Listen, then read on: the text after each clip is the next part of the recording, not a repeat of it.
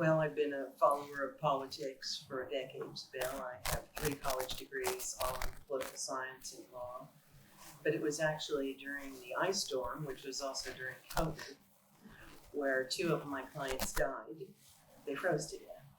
And I couldn't attend their funerals because I have a disabled child and we were in the middle of COVID and we were in lockdown for her health. And so I looked at Doc Anderson's social media post and he was praising ERCOT.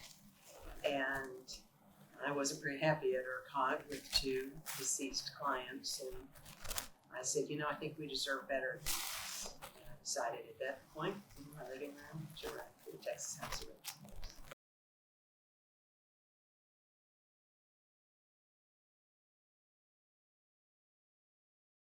That they want good, strong representation of all of us in Austin, not just the select few that has been representing us in the past. And they want a representative who'll actually do something. Our prior representative, who I personally really like, Doc Anderson, won the Furniture Award 3 times. And that's the award that Texas Monthly gives for the representative that does nothing, like furniture. It doesn't move, it doesn't do anything. And so in the Texas legislature, that's where we make our laws. And we examine 8,000 other laws proposed by other legislators. This is where our laws are made. And I think it's time that we be represented by a senior attorney in that position who can push the laws that we need made and can represent all of us in the Texas House.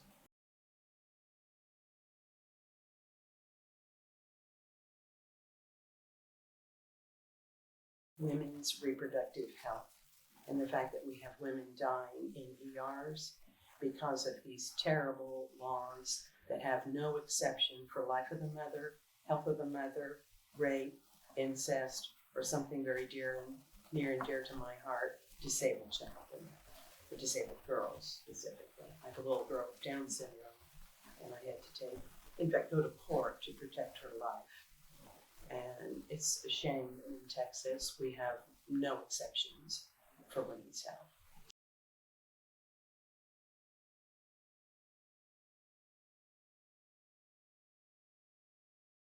Yeah.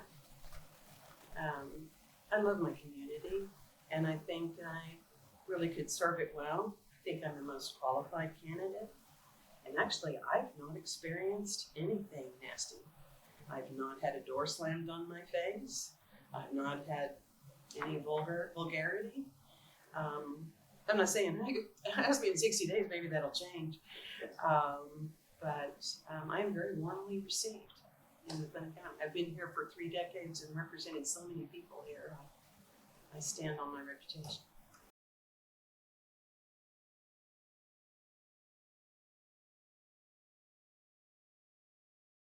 I've gone to 4 campaign schools. I'm one of these people who just overstudy everything. I have 3 college degrees. I love to study. I love to study politics. I love to study campaigning. In a campaign class once, we were asked, raise your hand if you've ever had a door slammed at you or you've ever had the middle finger pointed at you. And I was the only person that said no in the whole class.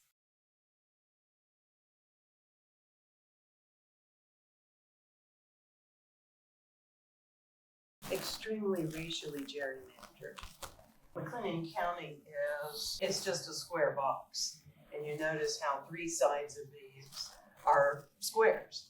And then look at this unbelievable drawing here. This is East Waco and South Waco, our historically Black and our historically Hispanic community. And these communities are not represented by Waco's representative in the Texas House of Representatives. These beautiful, diverse communities are represented by, at the present time, Angelia Orr, House District 13. And she represents 6 rural counties that are primarily Republican. And so these precious voters have no voice in the Texas House of Representatives because they are intentionally diluted. And so I love McLennan County. I love Waco, but it saddens me to see this racism in this town that I live in.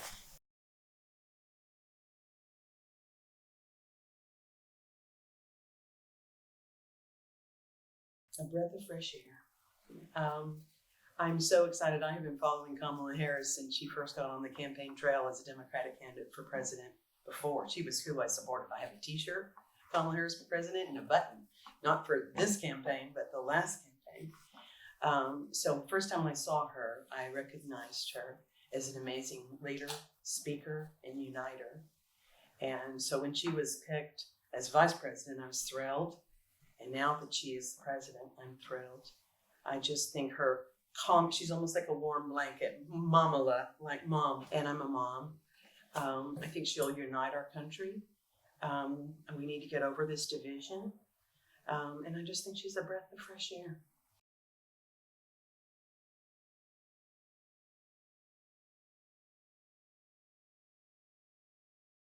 Ann Richards. We have similar hair color too. First of all, she's from McLennan County. She's from Lacey Lakeview, as you know. And I read her autobiography, and she came from very, very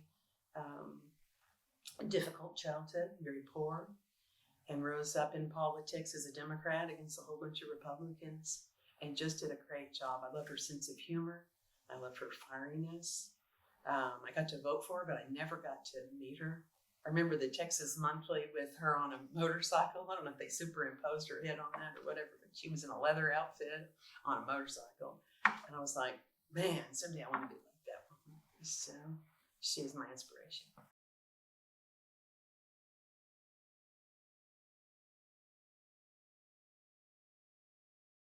I'm an avid reader of politics. So Texas Politics is a book that I read. It's basically a college textbook on Texas politics. I rented it like I was going to college and read it cover to cover.